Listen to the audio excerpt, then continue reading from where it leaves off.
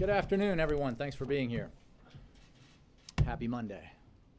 I don't have an announcement at the top, so I'll go straight to Julie Pace. Thanks, Jay. The president's been making a lot of calls to foreign leaders to discuss the situation in Crimea, and I'm wondering if he believes that there is still an opportunity to stop the referendum that's scheduled for Sunday from going forward, or if the focus is just on getting the international community to basically delegitimize the results of that.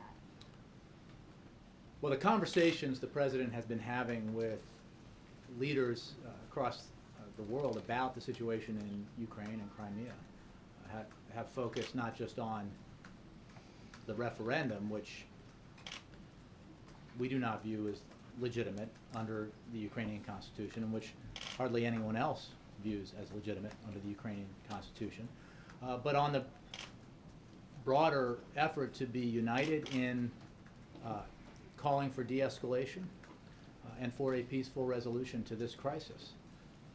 We have been working with our partners to make clear to the Russians that there is an avenue available to them that would allow for an international effort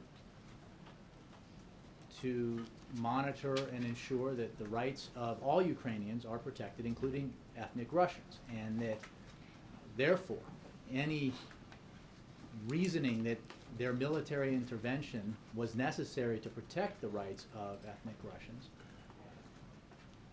becomes defunct, as if it were ever, even if it were ever valid, which it wasn't. So those troops should go back to their bases.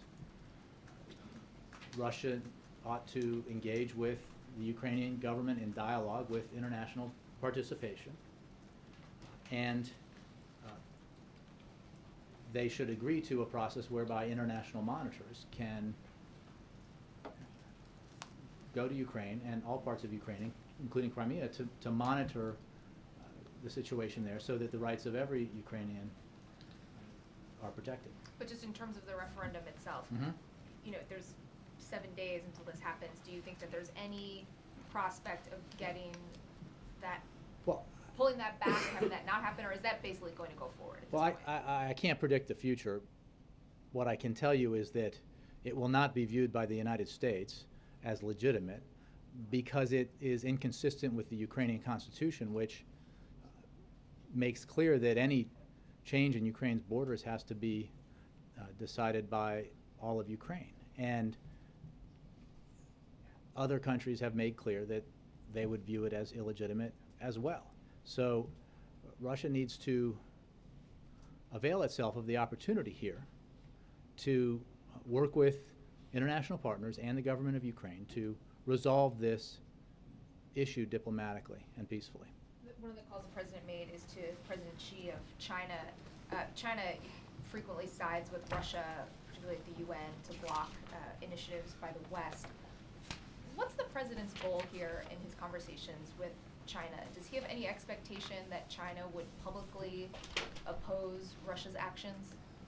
Well, I would say that among the calls the president has made, he did speak with President Xi, and the two leaders agreed on the importance of upholding the principles of sovereignty and territorial integrity. And as you know, there is no argument that, or should be no argument, that Ukraine's sovereignty and territorial integrity were violated by Russia. So every leader the president has spoken to about this matter agrees that we need to take steps together, working with the Russians and the Ukrainians to resolve this diplomatically in a way that protects those principles of sovereignty and territorial integrity. Is there anything specific that the U.S. is asking of China, just given their relationship with Russia? I mean, I don't have a further readout of the conversation. China obviously plays a very important role in the Security Council and does have an important relationship with Russia, but you know, the principles here are inviolable and they are starkly clear. They are not, there's no murky aspect to this. Again, I think it's fair to say that everyone the president spoke to this weekend, including leaders of the United Kingdom and France and Germany and the Baltic nation states, were in agreement that these principles are key, and that we need to resolve this in a way that is peaceful and diplomatic. Yeah. If the referendum goes forward, what will the U.S. reaction be beyond calling it illegitimate? Will there be new sanctions? What exactly? Well, I would note to you, Steve, that the executive order the President signed created authorities which are very flexible and will allow for action to be taken that holds people accountable for the transgressions listed in the executive order when it comes to violations of Ukraine's sovereignty and territorial integrity, both leading up to now and into the future. So, I don't have any, as we talked about last week, the executive order itself does not designate individuals, and I don't have any updates on that. But we are actively engaged in examining the ways that those authorities can be used, and would obviously have available to us that executive order and the flexibility it provides to take further action as events on the ground demand. And the President has now talked to Putin several times. The last time he outlined the diplomatic off-ramp that you guys put together. Are you getting anywhere with him on that? Is he thinking about it, considering it, or is it outright rejection? Well, I'd say two things. One, it's obviously very clear that we and many others profoundly disagree with statements from Russian leaders about the facts on the ground, the assertions of lawlessness in eastern Ukraine, of violence or other acts being perpetrated against ethnic Russians in eastern Ukraine or in Crimea simply haven't been borne out by the facts or any credible reporting. In fact, the only transgressions that have been documented have been ones by the Russian military. So there's that. But when it comes to the conversations that the President has had and that Secretary Kerry has had with his counterpart, we are making clear to Moscow that we understand that Russia has legitimate interests in Ukraine, not least, of course, the Black Sea Fleet, but also concerns about ethnic Russians, and we recognize those concerns. We commend the Ukrainian government for their responsible handling of this crisis and for the fact that they too maintain a commitment to protecting and observing the rights of all Ukrainian citizens. We are happy to work with the Russian government and international partners to make sure that there are monitors on the ground in Crimea and in other parts of Ukraine to make sure that ethnic Russians have their rights protected, and that any violation of those rights would be reported internationally. That's the way to address these concerns, if those are the concerns that motivated the Russian government to take action that's in clear violation of international law. Separately, the Malaysian plane crash, in the early days after this happened, are you in a position to rule out terrorism as the cause of this?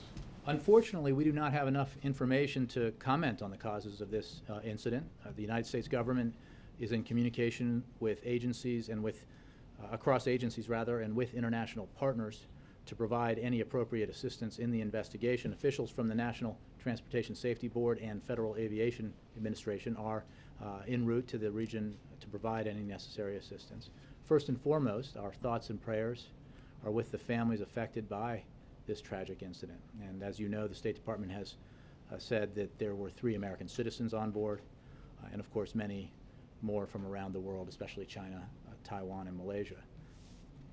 Also, as I think you probably know, the DoD said over the weekend that the 7th Fleet has sent assets to assist in search efforts, including the USS Pinckney, an Arleigh Burke-class guided missile destroyer, which is now in the vicinity and has 2 MH-60R helicopters equipped for search efforts on board.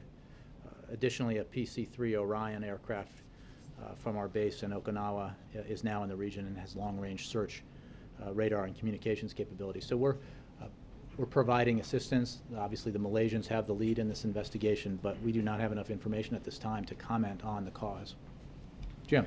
I know that you announced over the weekend that the Prime Minister Yatsenyuk is coming to the White House on Wednesday. What is the administration's message by bringing him here? Are you trying to send a message to President Putin? We're making it clear to the new government of Ukraine that we support them, that we support the responsible way in which Ukrainian officials and the parliament and the new government have handled this crisis, and that we are working to provide direct assistance to Ukraine in this difficult time so that they can stabilize their economy and return to economic growth. That's the message we're sending, and the President looks forward to the meeting. And I think it will reinforce the fact that the United States believes that the Ukrainian government has responsibly filled the vacuum left by the sudden, hasty, and voluntary departure by President Yushchenko, right after signing this agreement with the opposition. So we are working with Congress to provide assistance to the Ukrainian government that would complement an IMF package of assistance. We are obviously working aggressively on the diplomatic front to try to resolve this crisis, working directly with Ukrainian officials, Russian officials, and obviously all the other leaders across Europe that have been engaged in this effort as well as elsewhere.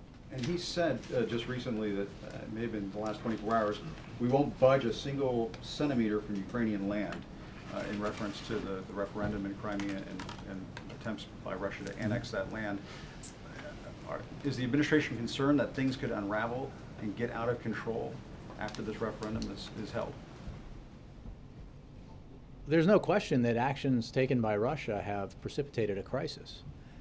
The fact of the matter is, it is up to the Ukrainian people, through their representatives in government, to make decisions about the disposition of any territory within the sovereign state of Ukraine. It is certainly long since past the time when borders of a nation can be redrawn above the heads of democratically elected leaders by another state, working in concert with a region of the sovereign state. So, we've made our views on this very clear. We are far from alone in our views on this, and our focus right now is on a diplomatic effort to encourage a dialogue with international partners between the Russian and Ukrainian governments, the moving back to their bases of all Russian forces, and a process by which international monitors could evaluate the concerns expressed by Russian officials over the circumstances of ethnic Russians in parts of Ukraine, including Crimea. And is the President at all concerned that the Europeans may not back him up? He's authorized sanctions. The State Department has issued travel restrictions. If the Europeans don't follow suit, don't you lack some teeth in what you try to do here? We've been very pleased with the international effort thus far, the cooperative effort that we've seen. The President's been leading that effort and has obviously, as you know from all the readouts, been spending a great deal of time on the phone with leaders across the region and the world. And Europe has taken action already, and as I said with regards to the executive order that the President signed last week, we're evaluating actions that authority allows us to take when it comes to sanctions. And that process will continue depending on the situation on the ground. It sounds like the President has lined up a fair number of allies here, a fair number of countries to support him, I guess at least from a diplomatic standpoint. But how can you be assured that Europe is going to be there when it comes to sanctions, though? Again, I don't want to predict the future or speak for European governments or leaders. What I can tell you is that there has been a broad consensus when it comes to our shared views about what has happened in Ukraine, what has happened in Crimea, the illegality of the actions taken by Russia, the fact that any referendum as scheduled in Crimea that might take place would not be legal under the Ukrainian Constitution and therefore would not be recognized by the United States or our allies and partners. So we're working aggressively with our partners on a diplomatic solution as well as on actions to hold people accountable for what's transpired. And we're satisfied with that effort, and we're going to continue to engage very aggressively with our allies and partners. Let me move around a little bit. Vicara. Thank you. So to get Europe on board to follow on Jim on economic sanctions, lo and behold, it seems that Russia's economic tentacles have stretched much further into Europe and even the United States than many had anticipated. Much of it has to do with fossil fuels, gas, oil. What is the administration doing to expedite the ability of Eastern Europe to wean themselves away from Russian natural resources? What can be done in the short term?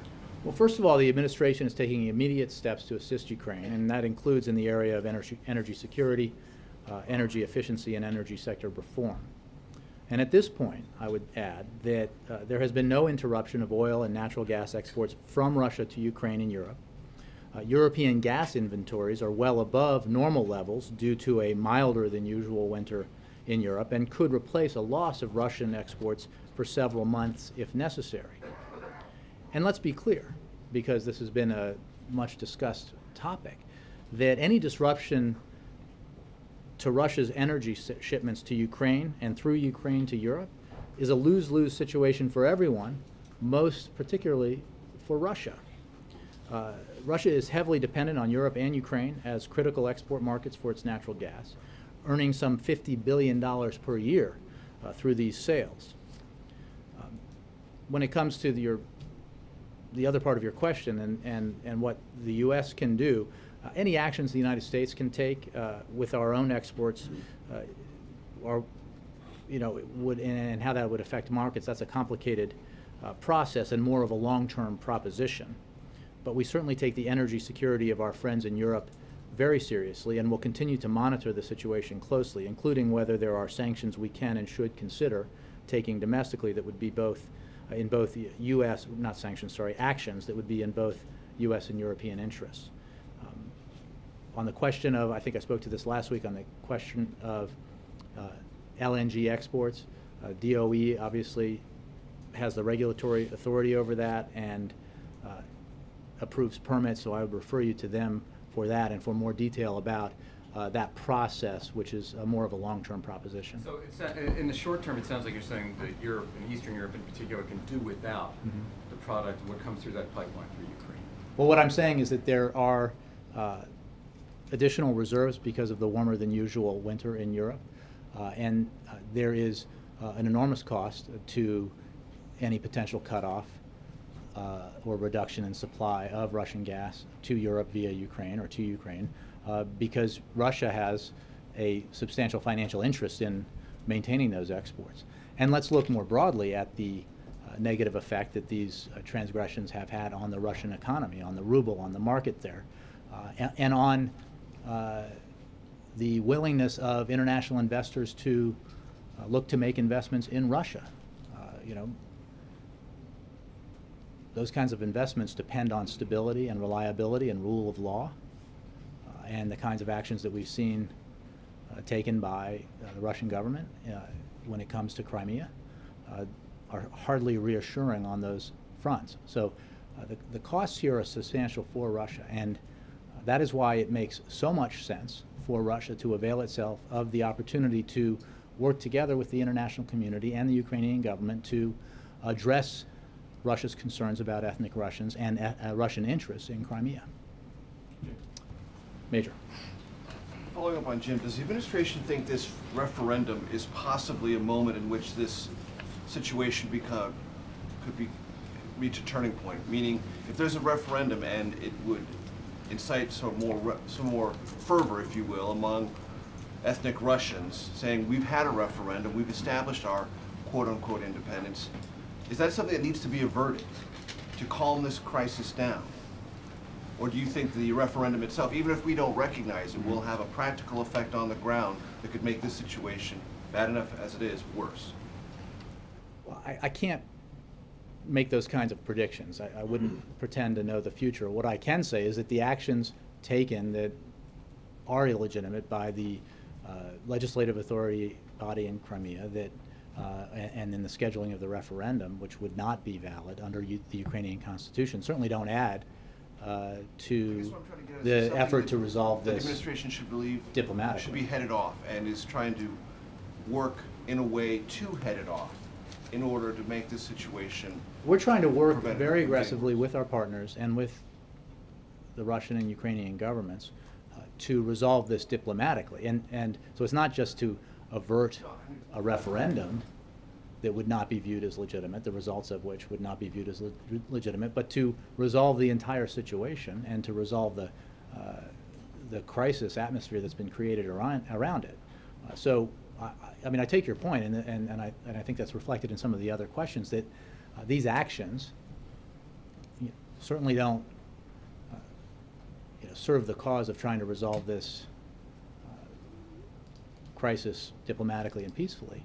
But our goal is not just to avert a referendum; it's to resolve this for the long term. How significant do you regard the joint statement about the call to President Xi of China about sovereignty and territorial integrity? Do you believe that is nudging the Chinese off of a position of equivocation or neutrality on this and more in the orbit of the United States? And does that become a prelude for action at the Security Council to, in some formal way, have the international community, even though Russia would inevitably veto it, try to take some action to condemn this? I'm not going to game that out. What the President has been trying to do is reach all of our partners and allies across the region and the world to discuss the situation in Ukraine, to discuss our views when it comes to the sanctity and inviolability of Ukraine's sovereignty and territorial integrity, to discuss the steps that we, the international community, can take to help resolve this crisis diplomatically, working with Russia and Ukraine, to allow for international monitors, for example, to assess the situation on the ground when it comes to the rights of all Ukrainians. Those are the kinds of conversations we're having, and I think that nations across the world and leaders across the world recognize the need to put in place a process by which this can be resolved, that allows for Russia to have its real interests taken seriously by the international community and the Ukrainian government, but that averts a situation like you have now, where a nation, a sovereign state, a sovereign nation's territorial integrity has been compromised, where there has been a military intervention that is not legitimate, that is not in keeping with Russia's obligations through a variety of international agreements, including directly with Ukraine, or in keeping with its obligations under the UN Charter. How interested is the President in having an alternative G7 summit outside, or maybe in Europe or here, as a demonstration not only of isolation of Russia, but cohesion among the original, or the original +1, not +2 members? Well,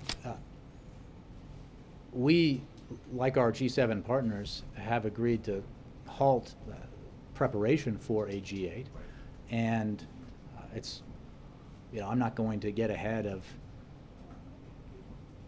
a process that is focused on getting it. Well, I don't dispute that. What I can tell you is no one's preparing for a G8 right now because of the actions that Russia has taken, and it just so happens that Russia is meant to host the G8 this year. So, we'll see how this transpires, but absent any preparations, it's hard to imagine a G8 happening. Jay, two topics. Climate change. Senate Democrats are having an all-nighter to talk up the issue. Two-parter. Does the White House support this? Think it's a good idea to get folks talking about an important issue you want on the radar, number one, but number two, is there some expectation by the president that at the end of the talk there'll be some sort of a vote, there'll be some sort of an action on climate change this year? We absolutely support the action taken to focus attention on the challenges posed by climate change, by and the impacts that climate change is having on our environment and on our emergency, our ability to respond to emergencies. And so we commend those who are participating, because it's a very important subject that the president, as you know, is concerned about and has a climate action plan dedicated to addressing. And he has taken steps in his first term and again in his second term, and will continue to take steps to both reduce our carbon emissions and to make sure that we're more prepared for the effects and impacts of severe weather, for example, which is a byproduct of the climate change that we've seen.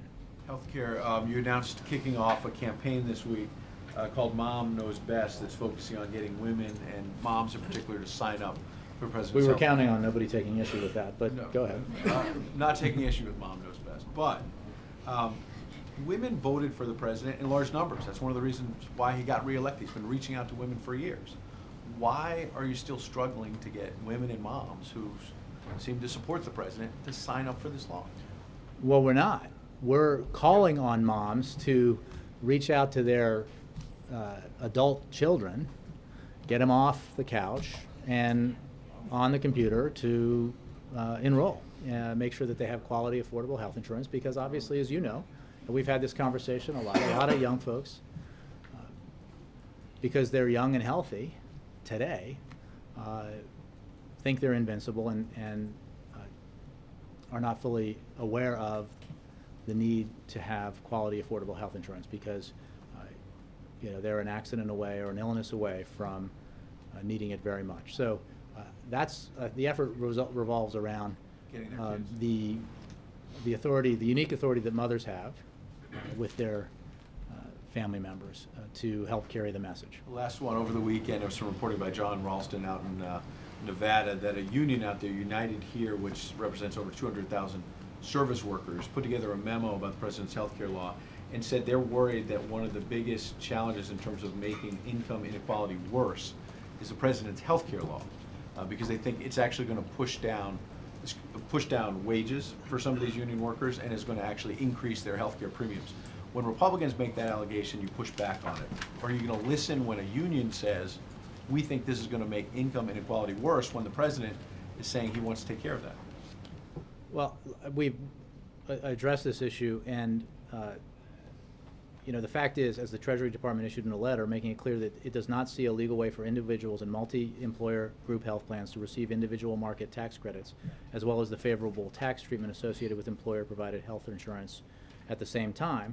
But the administration encouraged multi-employer plans and other non-profit plans to offer coverage through the marketplace on an equal footing to create new, high-quality, affordable options for all Americans. And that's what that's what the effort is all about, and we're making that clear in this way. How do you react to unions that support this White House in general, saying health premiums for their workers are going up and wages are going down? I'm happy to get you more information on this. I've addressed it many times, but we're working to make sure that. So why do they keep saying it then? If you're Well, I mean, these are the unions saying it, not the I Republicans. know you want to speak for the unions, but I'll get more information for you, Jim. Question from Colorado? Yes. The view from the ground in Crimea, Mhm. and knowing President Putin as this White House does, do you agree with your former head of the Defense Department, Bob Gates, when he says that Crimea is lost, that there's no visible way of seeing that Putin would return on his own? Well, what I would say is that it is up to the people of Ukraine to decide their future, and for any kind of decision to be made about the status of a region of Ukraine, only the people of Ukraine and their representatives can have that discussion and make that decision. So what I can tell you is that the actions taken thus far are in violation of international law. This referendum that we've been talking, if it were to be carried out, and its results would not be recognized by the United States or most nations across the country. And as the executive order signed by the President makes clear, we have put in place authorities to take action via sanctions against those who are viewed as responsible for the violation of Ukraine's territorial integrity and sovereignty. So there are costs, as the President made clear very early, to those responsible, and more broadly, as I was talking about earlier with Mr. Vaquera, to Russia economically for pursuing this path. So I don't have a crystal ball. I'm not going to read into the future, especially when it comes to actions that President Putin or Russia might take. What I can tell you is that there's a broad consensus internationally that about the principles of sovereignty and territorial integrity, about the need to resolve this diplomatically and peacefully and by the rule of law. And there's a path here that is available for Russia to pursue that would allow for their interest, legitimate interest, to be recognized and taken seriously, for the concerns they have to be assessed and addressed. And we very much encourage Russia to avail itself of that opportunity. Jay, right now the previously unmarked line between Crimea and Ukraine, according to Western independent journalists, there appears to be a fence or even landmines in the eyes of people on the ground. They're going up to separate Crimea from what is largely viewed as Ukraine. Does the White House have any comment on that? Is it aware of that? And is it concerned by that report? Well, we monitor all the events going on in Crimea and the rest of the Ukraine quite closely, as you would expect. What I can tell you is that this is 2014, and we are long past the days when borders can be redrawn over the heads of elected governments, over the heads of the people and their elected officials. And we will not and do not recognize as legal the actions that have been taken or might be taken with this referendum. So that's why we are where we are. That's why we are engaged in the aggressive diplomatic effort that we're engaged in, working with our European partners and other partners. And again, I'll try to do it in shorthand. Russia has a way here. They have an off-ramp here that respects the fact that they have legitimate interests in Ukraine, that acknowledges that there are ethnic Russians about whom Russia has concerns, and there is an opportunity here through the OSCE or the United Nations to ensure that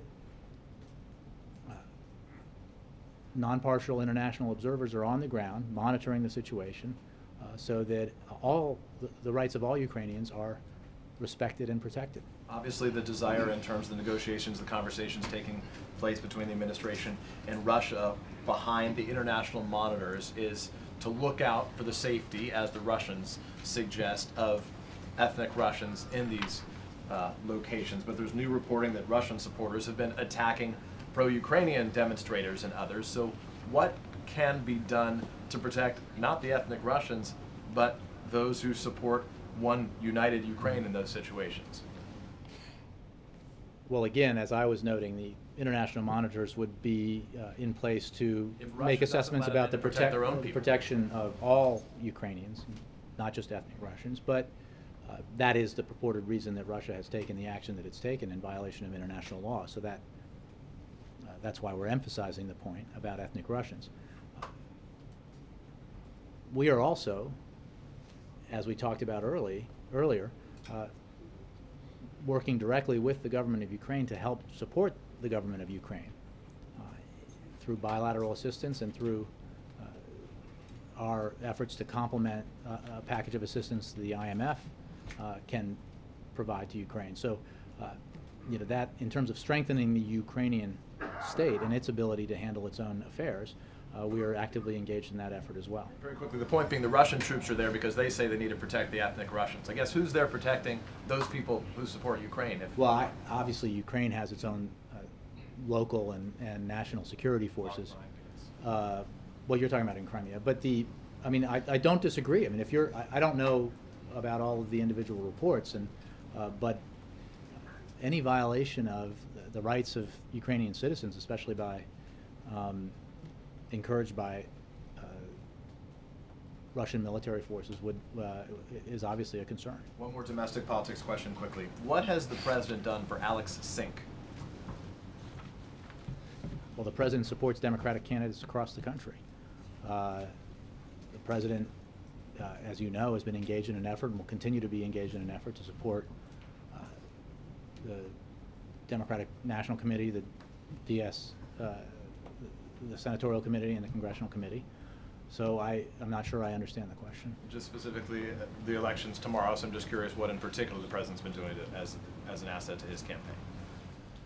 Well, I would say that the president is focused on an agenda that expands opportunity and rewards hard work, and that candidates across the country who support that agenda are taking their message to their constituents or would-be constituents and arguing that that's a better way forward than the alternative.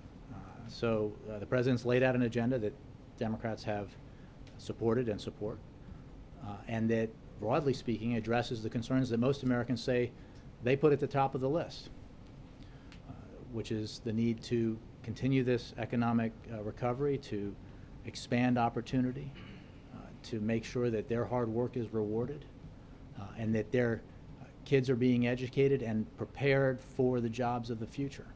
That's what the president's focused on, and you know, he knows and believes that Democrats across the country join him in that effort. Can I just follow up to that? Sure. No, thank you. Does he think that the special election is a referendum on Obamacare, since both candidates have been talking a lot about that?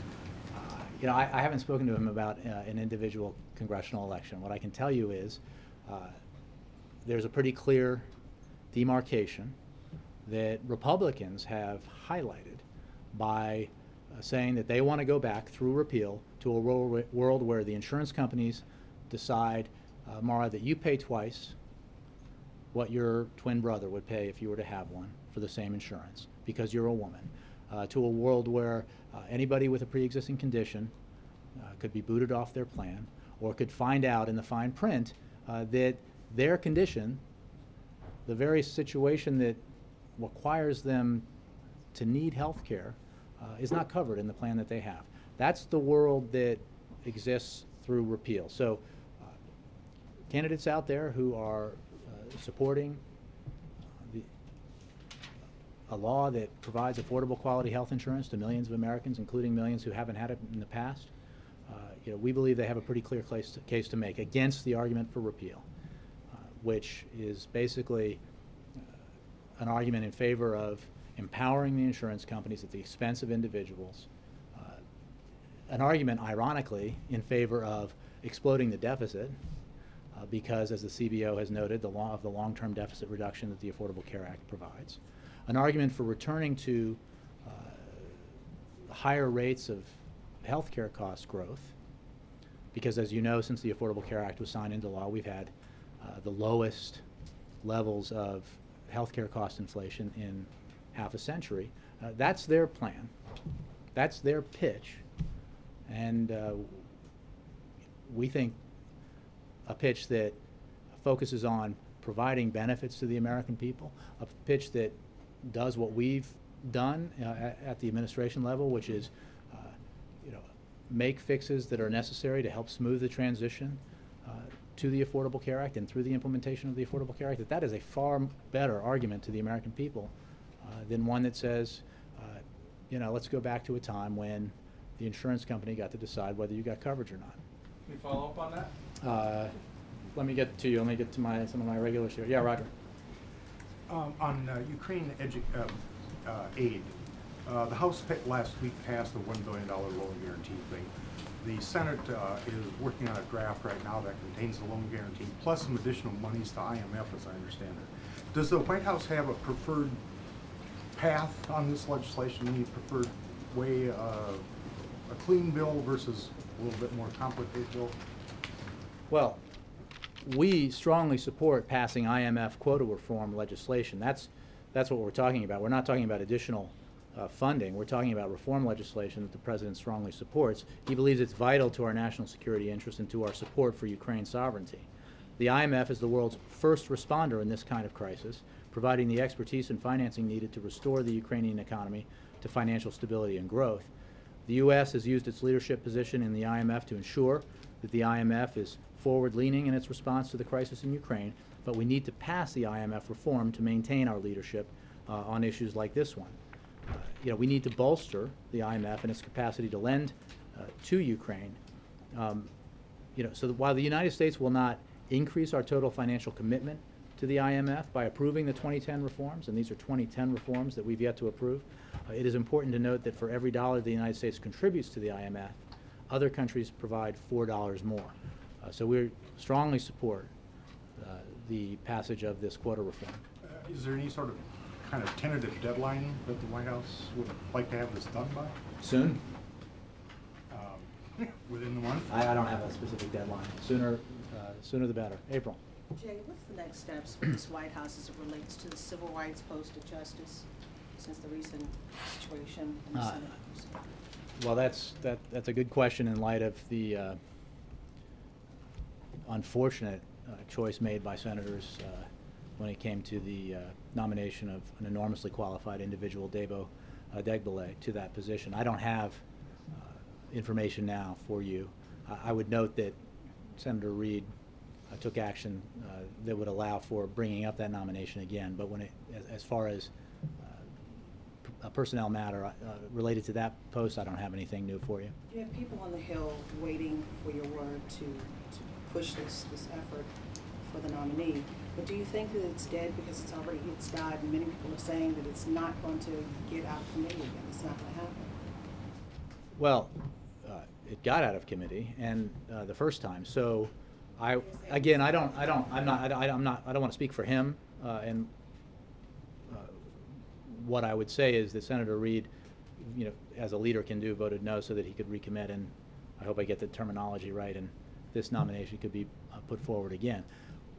More important right now for us is, what we said very strongly about our profound disappointment with the actions taken by the Senate, a decision essentially that says that lawyers have to be held accountable for the clients they represent, which would create a wholly new standard when it comes to nominations to positions like this and to the bench. So I don't have any, again, April, when it comes to steps forward on this, filling this post, I don't have any new information for you. Yes, sir. Thank you. Over the weekend, both United Arab Emirates and Saudi Arabia have designated the Muslim Brotherhood as a terrorist organization.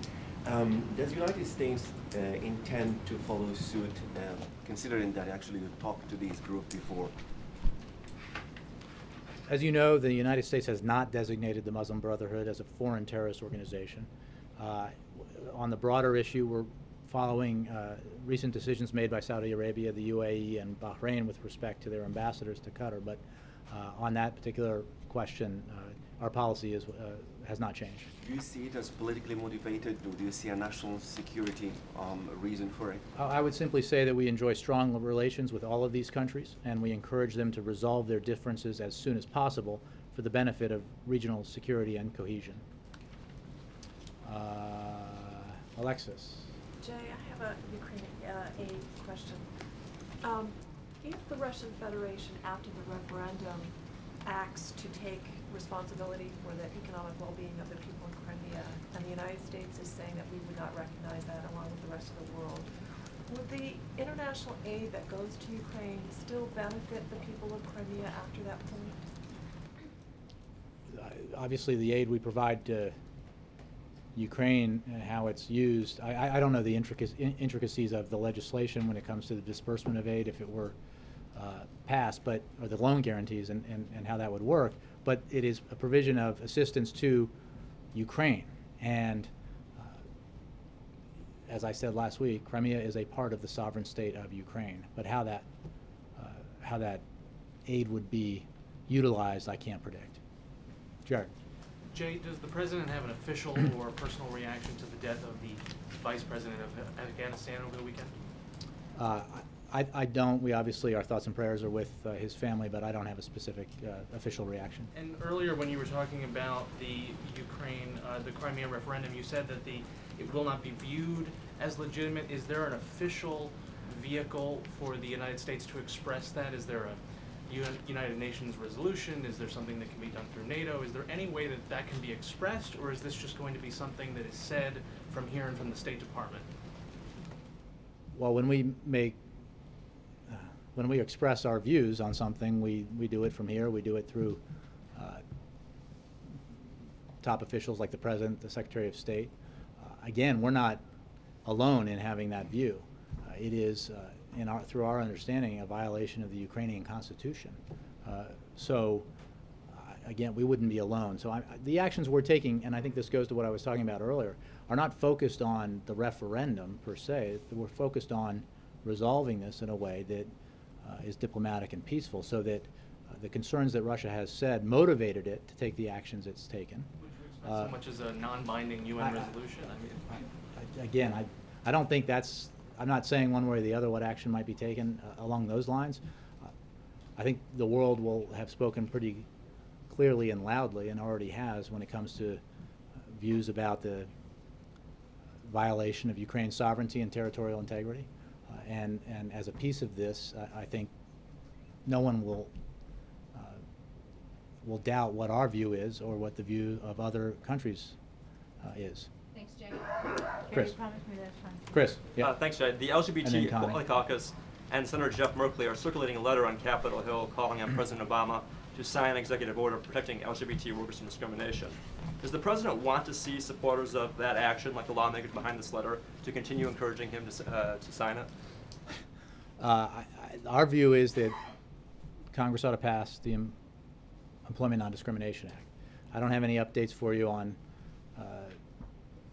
possible executive orders. What we're focused on is on a legislative remedy that would be more comprehensive and that has already seen progress in Congress. So I don't have a view to express on that particular issue. Connie. Thank you. Follow-ups on Iran and on Cuba. The interdiction of that ship carrying arms to Gaza, has that retarded the negotiations with Iran in any way? I was asked this, I think, last week, and we were very clear about our views on the ship that was interdicted and the fact that we condemn in the strongest terms Iran's effort to supply terrorist organizations operating in the region with weaponry.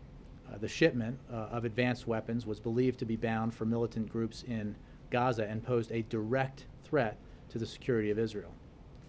The Israeli government unloaded the seized vessel in Eilat this weekend, and we understand the vessel contained rockets, mortars, and nearly 400,000 AK-47 shells.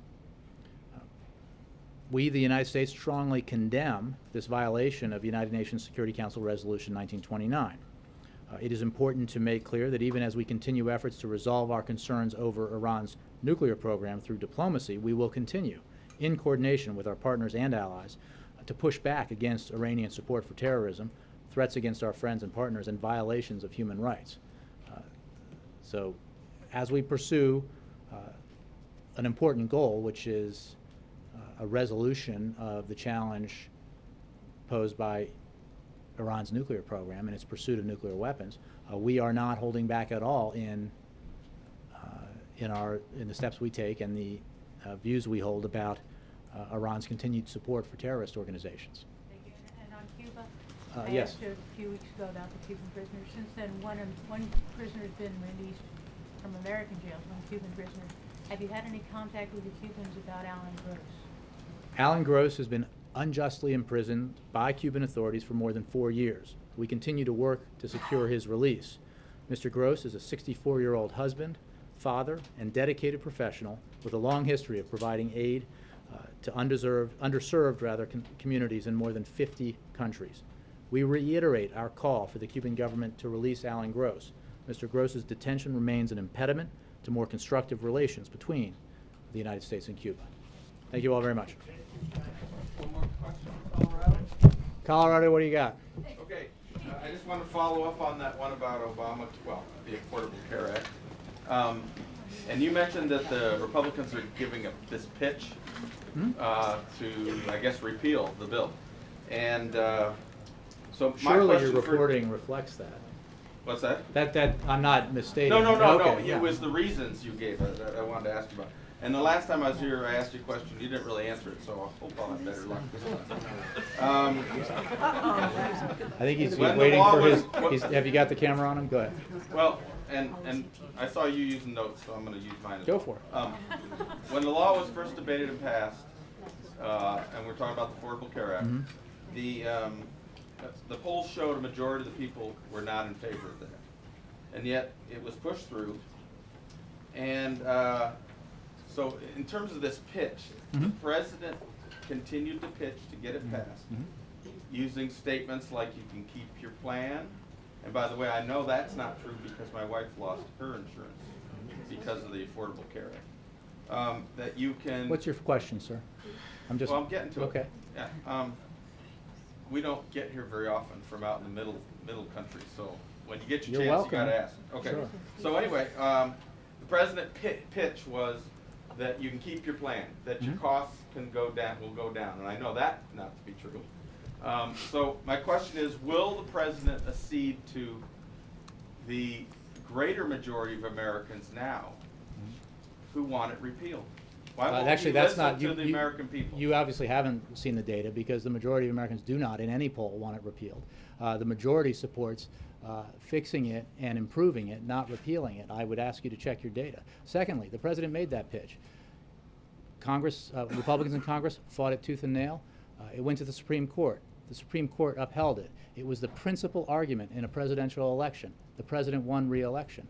And again, Republicans are free to make the repeal argument. My point was simply that when you go to individuals and you ask them, do you want quality, affordable health insurance, or do you want the insurance company to tell you that you can't, you're not going to get coverage for that condition you have because the fine print says you can't. In fact, your sister, we're going to charge her double even though you have identical medical histories because she's a woman. My wife is getting charged double Well, now because she lost Again, her I don't know the insurance. circumstances with your no. wife, and what I can tell you is that the Affordable Care Act provides quality, affordable health insurance to millions of people. They are But that's millions not or true.